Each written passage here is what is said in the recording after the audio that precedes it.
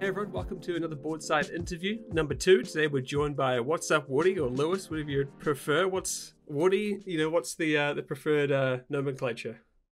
I suppose Woody is what most Woody? of my mates call me. Yeah, it's just Woody is just the easiest way. Woody, there we go. Yeah, that's probably the way to go. It's really simple. Nice to rolls off the tongue. Yeah. So obviously, fellow Twitch streamer, content creator, game reviewer. If I was looking up, I'm like, what should I, say you're a streamer or whatever. There's a lot of stuff you do. I guess you're referring to the indie game stuff I do. But yeah, I do some indie game stuff as well, which a lot of people from the Twitch community don't really know about, or starting to learn a bit more about from my Discord. But yeah, that's kind of where my content creation started. And then I've actually 2 weeks time is my streaming anniversary, my first 1 year streaming anniversary. So coming out to that. But yeah, no, I tried to dabble in lots of different things, and it's opened up some really nice pathways for me. So yeah, that's it's always nice to see when one, content's appreciated, but two, when opportunities arise from doing something you're passionate about. Yeah, for sure. I mean, like it was kind of cool. Like, I knew you through Gwent streaming, as a Gwent streamer, and then kind of as I'd click a link, and then there'd be like, oh, there's another one to like something else he does, and then you go there, and there's another one. It's just like a rabbit hole of like, and suddenly I'm on like an indie game review website, and there's a podcast. And it's like, well, where'd I get here? It's cool though, man. It's really cool. Yeah, no, it's cool. It's like I said, it is where my passion started, and I'm very passionate about indie games. It's kind of what really partly got me into like I said, content creation, but just gave me the confidence to stream. Like, because I'm quite a confident person, but it's all good thing being a confident person speaking in front of 500 people. But then I find it weird the other way around, sitting on your own in front of a camera and trying to be kind of not quirky, but confident. I find it completely different because there's nothing to bounce off and no one to react off. Yeah. So it kind of opened that way for me. But yeah, well, I'm glad you found the indie game stuff, and it's cool. Yeah, it's another thing I do. Yeah, I'm sure we'll get to it soon. I think we'll start at the start though with TCGs. Like, you're obviously a big TCG guy. I met you through Gwent, and I was on your Gwent podcast, and you're now streaming Mythgard. So you're like a big TCG or CCG, I guess, depending on what you want to call it. I think that comes down to age, if I'm being honest, because I always refer to it as TCG, and all the younger ones are like, no, it's CCG, and I'm like, is it? Like, but I'm used to. But when as a kid, I had so many Pokemon cards that I never knew how to play the game. I just traded them. So for me, it was always TCG. Yeah, no, I've played not as long as some people. If you listen to these podcasts, normally you get people. I mean, I'm 33, and most people my age are probably trying to go, I've got 27 years experience or something in CCGs, and I can't sit here and say that. I've dabbled in lots of card games throughout, and I'm just going to sound very cheesy and cliche, but honestly, one of the first card game that got me into strategic card games, I cannot lie, was Solitaire. And I'm not talking I'm not talking Microsoft Solitaire. I'm talking like flat out. I remember I was like on this holiday in Spain with my family. My mum taught me how to play Solitaire with a pack of cards on my own, and I was obsessed with just playing Solitaire. And then I started to realise that actually, wait, these cards can have pictures on them, and I can actually start doing all the other stuff. So probably about the age of 15, I started dabbling in card games. Most notable ones I played competitively was I played Dragon Ball Super card game quite competitively in paper version. I used to travel around the UK and compete in competitions for that. I played a little bit of Final Fantasy TCG, but I kind of, when I was really getting into that just died off in the UK. And then I played Paper Magic. I don't play tons of Paper Magic. I play it more casually. There's like this Tuesday night showdown at my local shop that I go along to and play that. But then I kind of stemmed into the world and dabbled in Hearthstone, but my first real commitment in digital TCGs, as I believe that is a term now. Yeah, we'll take it. Yeah, was Gwent. Gwent was my first dive into it, and yeah, and I still love Gwent as much as I get people pop on my streams and claim that I hate Gwent. I don't hate Gwent. I still love Gwent. I still stand to this day. It has the best artwork in the game. And yeah, and then now I move across to Mythgard, but yeah, that's kind of a whirlwind wrap up of my shallow TCG experience. But doesn't sound that shallow. Sounds like you've been around with like quite a few. Like, if I was to say that, I'd probably say, I really didn't play any big paper cards. There's like a bit of Yu-Gi-Oh in there, but it sounds like you've You've been around with card games, so I wouldn't call it shallow at all. Yeah, I mean, I play a lot of deck building games. I like one-off deck building games because I'm at the age now where I mean I've got a family on the way and things like that. Mm. So having to commit like to Magic's fine because I can drop, I don't know, like 50 quid a month in Magic and play it casually.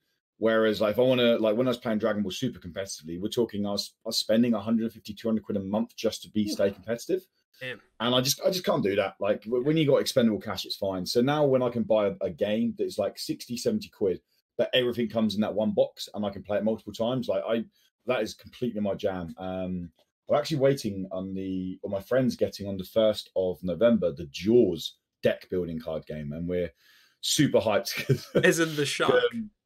Yeah, as in the shark. As in one of you is playing a shark. deck as the shark, and the rest of you, it's like 3v1. And I'm like super hyped for it. I'm like, this is going to be so good. So I can build a deck as a fisherman to try and kill a shark. This is brilliant. This is a very novel idea. It sounds cool though. Yeah. No, it's good. But yes, so I do play a lot of paper, I suppose, is what my short answer to that one is there. And I do enjoy paper. I enjoy the social aspect of it. Yeah, definitely. I mean, going with Gwent, like you said, was your first like real, like, we'll call it digital card game. Was that just the fact that you wanted a digital card game, or like, you know, a lot of people are like, oh, I played The Witcher, and that's how I got onto Gwent, right? So I mean, I did play The Witcher and I played Gwent, but there was a 2-year gap between me finishing The Witcher 3 and actually jumping into Gwent. And I dabbled in lots of different ones. I really liked Gwent, and then there wasn't when Witcher 3 first finished, there wasn't a like an independent client for Gwent. It was so I really liked that, and Gwent kind of opened my eyes up more to digital card games, I suppose, as in Gwent from Witcher 3.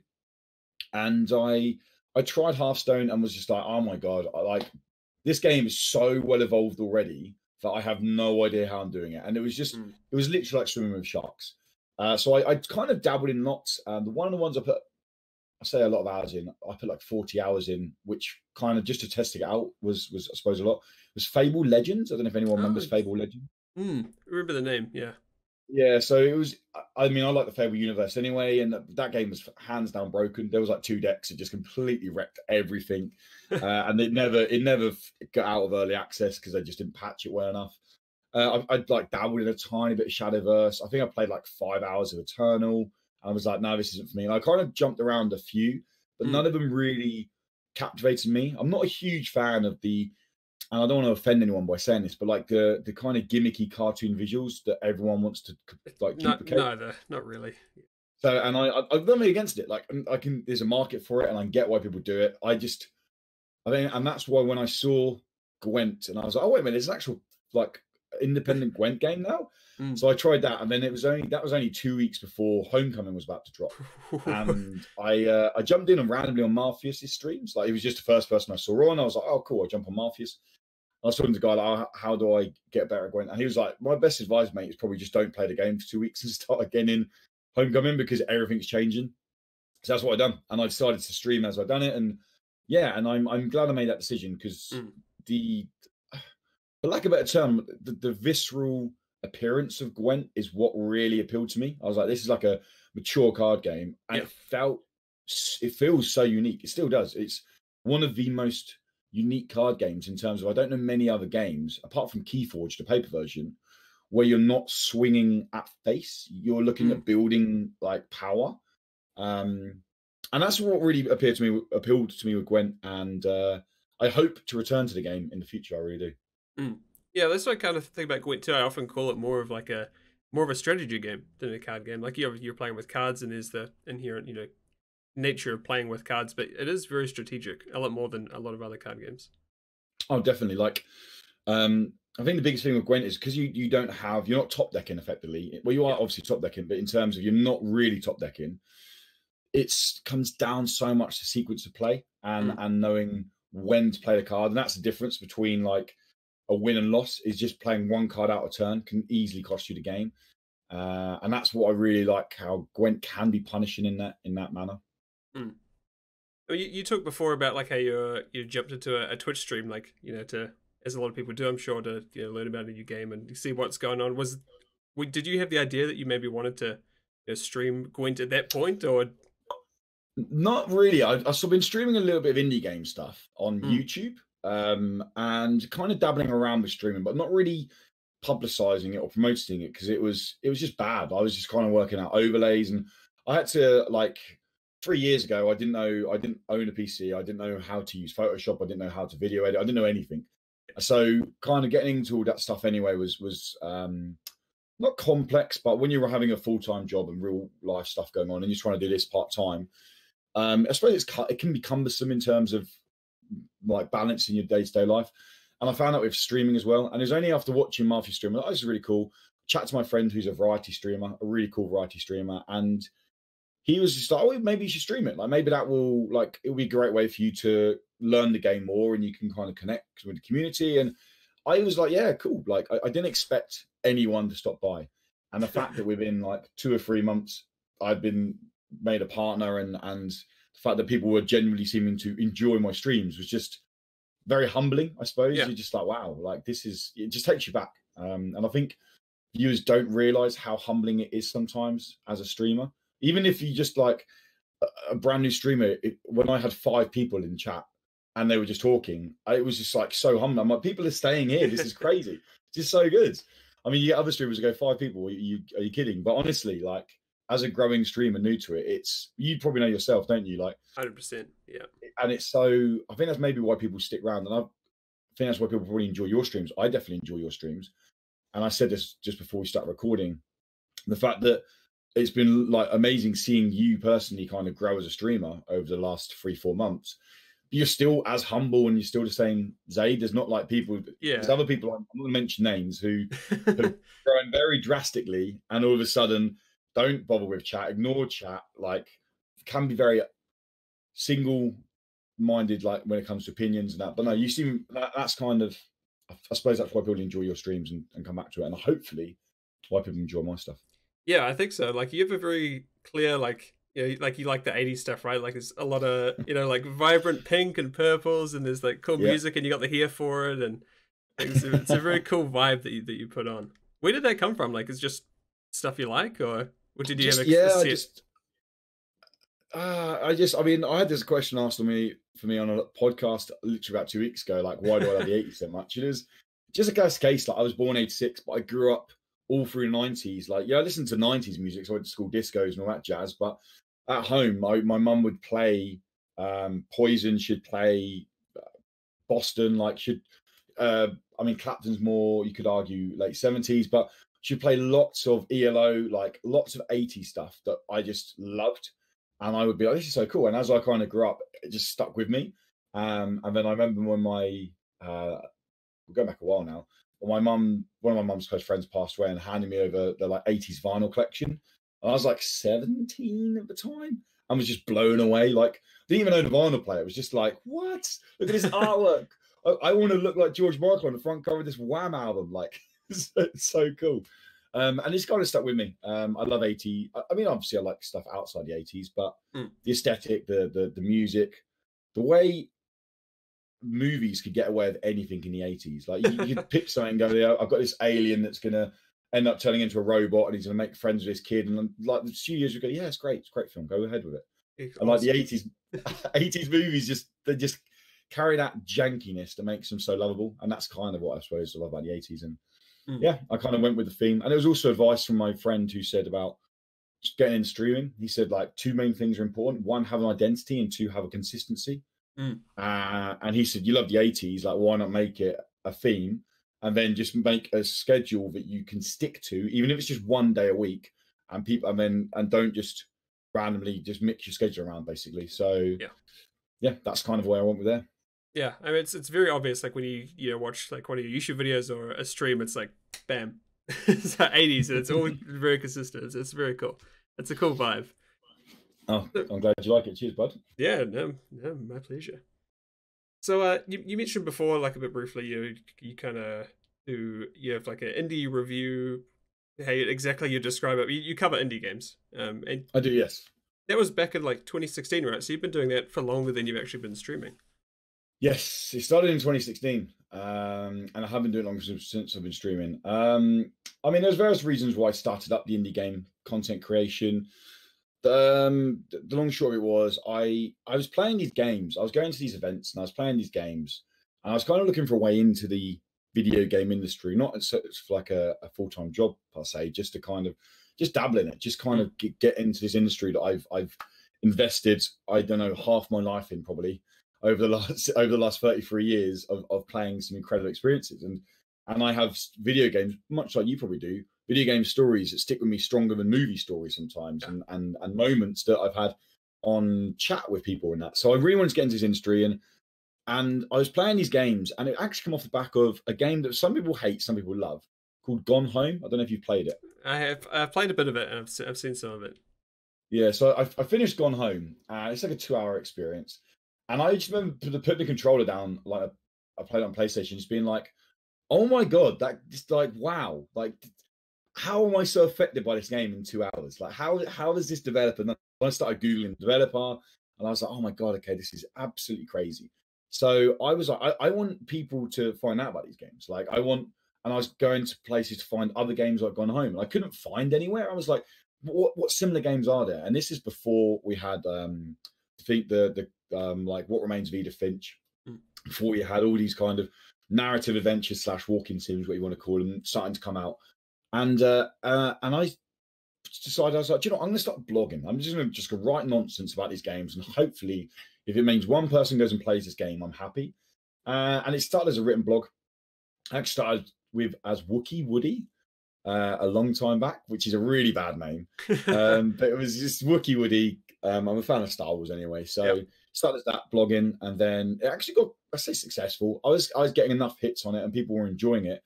People were contacting me and saying, "Oh, is there a patron to support you?" And I was like, "Really? Like, I'm just writing nonsense about these games." Like, and people were like, "I would love some video content." And I was like, "Well, I don't know how to edit. I don't know how to film. I haven't got any capture stuff." So it was at the time my girlfriend, but now my wife's idea, to turn around and said, "Well, here's like 300 quid of our whatever savings. Just go invest what you need to, and just learn it." And I did, and that's kind of where Indie Credible come from. I was like, "I need to change this name. It's terrible." And I can't remember, we came up with Indie Credible, me and my mate were just kind of pissing around with stuff, and we were like, "Oh, it's Indie Credible." And yeah, so that kind of where Indie Credible stemmed from. We tried lots of content over the year, over the years, and we now we have a weekly podcast about indie games. We have like a monthly video highlighting like releases, weekly release videos, and then reviews, previews as and when we can. And we try to get some to like 2 events a year just to cover the events. And yeah, so that's just what we do. Just focus solely on indie games, and it is what gave me the confidence and technical skills to get into streaming. That's cool. It's really cool. It's like really cool. There's like good variety, you know. It's not eggs in one basket kind of thing, but it's like there's a wide net for indie games too. You can really find anything. Oh really. yeah, no, definitely. And you get something comes out the woodwork, and you're like, what is this? Like, and it just blows you away. So yeah. Are there any particular games in the last, I guess, couple of years that have really, you know, like you said, blown you away? I mean, yeah, I mean, there's definitely several that have. But I'm like, there's one this year that has blew me away, and it's Katana Zero. It's available on PC, PS4, and Switch. I actually played it at an event in London back in February, and I finished the event going like on podcast being like, people have to be excited for this game. This game is incredible. Oh, it just looks like another 2D pixelated side scrolling, and I'm like, that's exactly what it is, but just bear with me, like just trust me on this. It's Hotline Miami in 2D is my selling point for it. And it came out, I was lucky enough to get a key for it, I reviewed it, and I played the game 7 times. I loved it that much. I was like, I can't stop playing this game. I had other games to review, but I was like, can't. So Katana Zero blew me away for both mechanically as a game, and the way it tells its story is very clever, and it does this really troll-like thing towards the end, and you're just like, what? This is and other games that kind of stood out to me. I mean, there's so many. I'm gonna go with probably Tacoma, which was actually also made by Fulbright, who are the guys who made Gone Home. And Tacoma is like a narrative adventure game set up on a space station where you have to kind of interact with AR personalities to find out what happened and why the spaceship's closed down. And I thought it was a bit underrated. What I love about those games is their storytelling is quite pretentious, but I appreciate the way they go about it in terms of you can just follow the A to B storyline through and you'll probably understand 50% of the game. where you start looking in people's lockers and you find a code to then unlock another locker, and you start finding books, and then you find out someone's had an affair because you found this letter in someone else's room and you married up. There's lots of kind of investigative skills that go along with it. And I always applaud devs who go, well, probably only 10% of the players who play this game are going to fully get the whole story. And I appreciate that, because I'm one of those people who, probably why I don't stream games other than CCGs, who, when you can go forwards, I'll always turn around and go backwards first. I'm like, I will search every nook and cranny of every corner before I finish this level. But yeah, but no, so they're like games that stood out to me, but there's so many. Yeah, for sure. I mean, you sound like you really like appreciate like a good story, right? Have you ever thought of, maybe, I don't know, I was like thinking about indie games, anyone can make them, right? That's the point. Have you ever thought about kind of dipping in yourself, or? I've dabbled in devs because I wanted to. I feel like if I'm going to sit down and critique someone's life work, who someone's put life savings into, blood, sweat, and tears for 4 years, I need to have an appreciation of how hard this stuff to do. So last summer, I sat down, and over the course of summer, I kind of plugged away at trying to learn game dev. And my God, it's hard. It is so hard, like bonkers hard. I made over the course of 2 weeks. I made a game where it's a playable game that people can play. It's just a ball that rolls around like a skate park and picks up collectibles. It has a HUD. It has a menu. It has a high score screen. And I was so proud of that. And I was like, this game is trash, but I'm so proud I made this game. And to see how far, like, solo devs, you must have heard of, obviously, Stardew Valley was made by one guy. One guy made that game over 5 years. Just insane. And I'm just like, how do you, and like, even the artwork in that isn't asset flipped in terms of it's repeated, but it wasn't an asset that he made the artwork and then duplicates it. It's just like, my God. So I have dabbled in game dev. It's not for me. I just haven't got the technical patience for it. And dabbling in, I feel like if you want to make a game, it will be a case of you need to just sacrifice your life to that game for 3 years if you've got a full-time job as well. I enjoy content creation too much, and that would just have to completely disappear if I wanted to make a game. That's something you could probably appreciate, right? Like you work full time, you make all this YouTube stuff, you stream. Like you're obviously a super busy dude. So yeah, you can appreciate the time it would take to actually get something like that done. Oh, yeah, no, definitely. And one of the nice things with Incredible is we get to go to studios, and some of these studios we go to, they're like, yeah, you can come along to the studio and play it. It's just a guy's house. Like, it's not a studio, but he has to call it a studio. Yeah. And they sometimes have like a PO box for it just because it's like a class as a business address.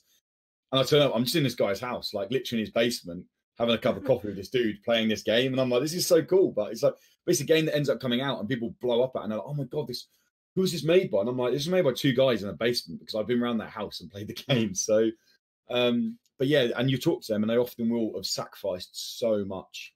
And it is very much, unfortunately, it's like hand to mouth living. It's such a risk. It's such a gamble making these games because there is so much investment. And to actually publish a game, just a PlayStation or Xbox, you're looking at, you need 10 grand just to get your game onto those 2 platforms. Without a publisher, self-publishing it, like, it's a gamble if you don't make the game back. And then if you do take a publisher, they're going to be taking at least 40% of your profits after they've taken back the money they've already given you. Indie dev is a grueling business. People think they make a lot of money. God, the hell no, they don't. These guys are hand to mouth living. But I appreciate the art and love they put. I mean, I guess it's, I would maybe not say easier now, but there are, like, with the rise of a lot of like Steam and GOG and whoever, Epic Games Store. Epic Games bad, but what is a different story. Like I don't want to piss anyone off with this, and this is gonna. So by all means, cut this if you want. Like I was actually saying this in stream the other day because people keep saying how Epic Games are bad, but I've spoke to devs who genuinely have saved their mortgage because of Epic Games. Like Epic have genuinely saved these guys, for lack of a better term, lives. Because I'll go back to a big public one that a lot of people will know, so I can have reference to, which is the Ooblets one. You must have heard about it. Oh yeah, we heard about that. So the big thing about the Ooblets one again, and the only thing that annoyed me about this was the lack of information that some big, do you first as press people, but big YouTubers weren't giving people. Yeah, and that was the fact that so Ooblets were actually, they were tied with Double Fine. Double Fine, a massive company, Tim Schafer's company. Yep. Double Fine are now a Microsoft Xbox company. So Ooblets cut £100,000 publishing deal to mean that they weren't going to end up on one platform being Xbox because Double Fine. So they lost out on so much money. The game was going to go under. They live in New York. It's a husband and wife team, just a husband and wife team making the game. And they were basically going to go under. They were really struggling. And Epic Game Store offered them the money with the idea that it would be exclusive. And they had to take it. Like, they simply had to take it. A lot of people were ignoring the fact that they'd already turned down a £100,000 deal to be tied just to one platform. And this, as they said, like, I interviewed them afterward, and they said that the way they saw it was it could still be on PC. Everyone on PC could still access the game, and it could still be on other platforms. So it was like, I was really disheartened by some people's reaction to that, because I was like, these guys are trying to live. Like, these guys have put so much work in to this game, and I've watched their growth, and I've interviewed them several times over the last 4 years. And I just was a little bit disheartened by seeing people's reactions to that. And I do agree, Epic Games are not a nice company. They're horrible. But Epic Games Store and what it offers for indie devs has genuinely saved some people I get on really well with. Yeah. It's an interesting situation. Like, I feel like a lot of the like personality gets lost online, right? It just becomes like the name of the game, and that, you know, they've probably got a development name. You forget that there's people making these things, you know. And the same with Epic, you know, like, you know, sure, like, paid, they've got so much money, they just chuck money at anyone to, you know, get exclusives, and that's probably not the greatest business practice for a consumer, but it's smart. Yeah, that's exactly it. If I was to open a publishing business, how would I beat my opponents? Well, I would undercut them. Like, this is just no way to do it. I can't beat EA or I can't beat Activision, but I can beat other companies. How do I do it? I just take less money from the devs, and then I'm undercutting them. I'm going to get more business, and like, people want to hate it, but unfortunately we live in a business world. Like, a business has to make money to succeed. Yeah, you need the games, right? So that's how you do it. And on the flip side of it, having signed an Epic Game Store, I still think it's a trash UI of a store. Oh yeah. But Steam, having competition for Steam or GOG, it's only going to help them out. Like, it's only any time another feature software has competition. Like, imagine we had one CCG and no other CCGs. Would it be a balanced CCG? Hell no, because no one would know how to balance it. Yeah, so exactly. Having like competition is only good in my opinion. Yeah, no, I agree. I think it's, in the end, it's good for everyone. Maybe just the way we get there might be, you know, a bit annoying for some people. Yeah, but I agree on that one. Yeah, for sure. I mean, speaking of, you know, the competition CCGs, we're going to go back to Gwent and Mythgard a bit here, since like you said, you get people in your stream saying, "Oh, you hate Gwent." It's like, don't play Gwent. Must hate it, right? There's nothing else. Yeah. I mean, Gwent, I can't refer to much because Gwent's my first streaming community that I've connected with. So, but the Gwent community are very diehard, and I appreciate that about them. They're very passionate about the game, and they should be, because it's like, it has so much lore around it, in terms of, you got 3 incredible games behind it. You got 6 or 7 amazing books behind it. So you got all this. So you got all this lore that they're taken from, incredible artwork. The premium cards on their own tell a story. It's like incredible. Okay. So yeah, they really are. And I get why people are so passionate around Gwent. But it's just like, sometimes you would stream and people just come in and will just put something in chat for literally no reason. I'm like, this is not benefiting you or me or whatever. But for the most part, the Gwent community transition over to me streaming Mythgard it's been really nice, and again, humbling, because there's a few people who I played against in Gwent, or I connected with in Gwent streams, who are now playing a little bit of Mythgard, but they're playing still very much focused on Gwent. Like the Gravecrawler, I'll mention one streamer, like, stops by my streams quite a lot, and they're still very much a Gwent player, but they also dabble in a little bit of Mythgard and stream it with Mythgard. And yeah, it's just nice.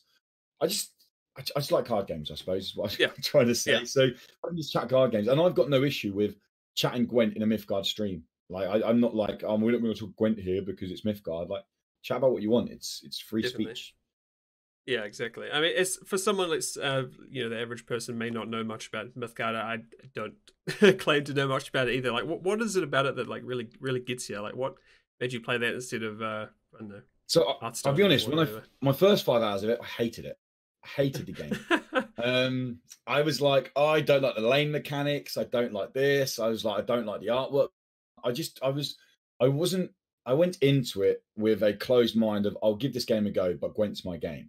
Yeah. And then I played 5 hours, didn't like the game, and then it was when it was the whole fold test and DJ meta. I But remember I was that. like, I'm not playing Gwent this month. I just can't be bothered to play Gwent. Like, I tried so hard, and I was like, I got 2 weeks left. I'm just going to drop out pro ladder. I can't be asked, whatever.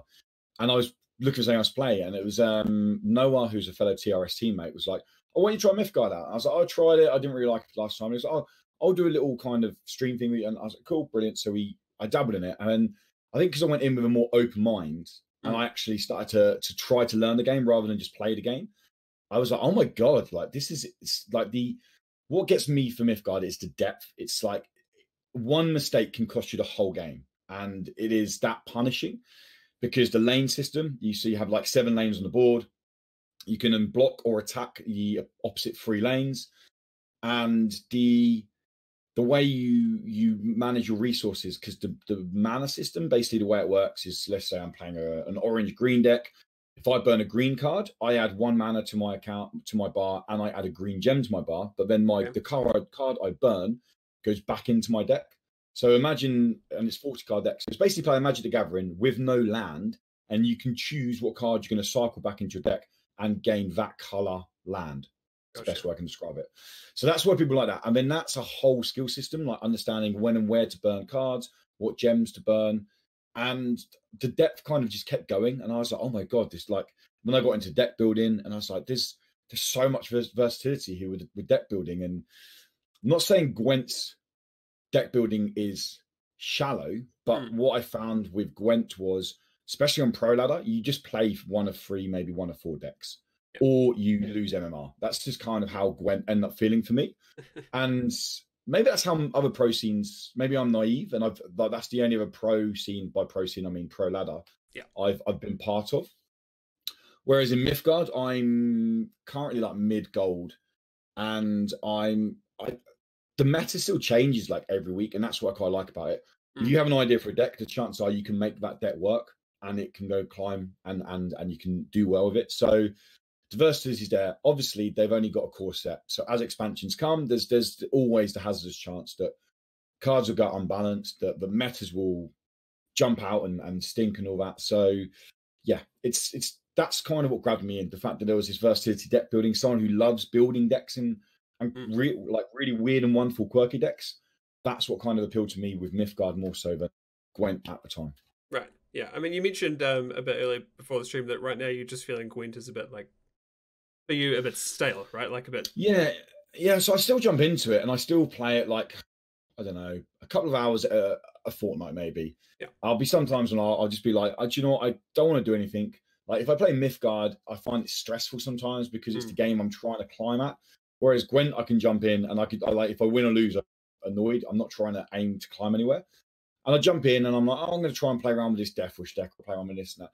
And yeah, for some reason, and I can't put my finger on it, for me personally, and this is nothing against CDPR or against Gwent as a game, just me personally, I just find Gwent a little bit flat at the moment. Maybe it's because I've got nothing to work towards. I'm like being in a competitive scene. When I was playing Gwent, I was competing regularly in leagues or I was competing regularly in weekend tournaments. There isn't anything at the moment in Gwent, so maybe that's one thing that I'm struggling to get motivated to play the game by. But just something for me, it just feels a bit flat for me at the moment, and that's kind of and that's just where I am with Gwent, I suppose. Are there any big things you'd like to see them, like maybe, like you said a bit earlier, like competition's great, right? Like different CCGs and stuff that can kind of pull from each other and take the best from everything. Like, are there some things in Mythgard you'd just be like, I'd love to see that in Gwent?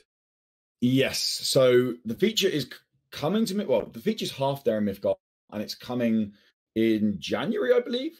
And that is guild tournaments, which basically mean like, so Zade, for example, you could turn around and go, cool, I have like a Zade Discord. We're going to run a Zade tournament.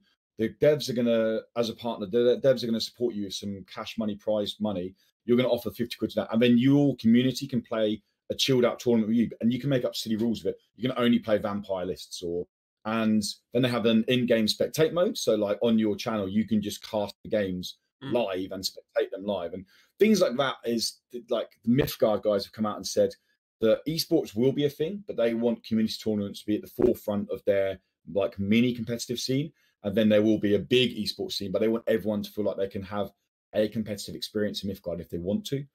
And that's something I feel like Gwent could be great in, because like the esports scene is such an elitist. You're talking 1% of the player base is gonna qualify for an esports tournament, and having the ability to run these tournaments.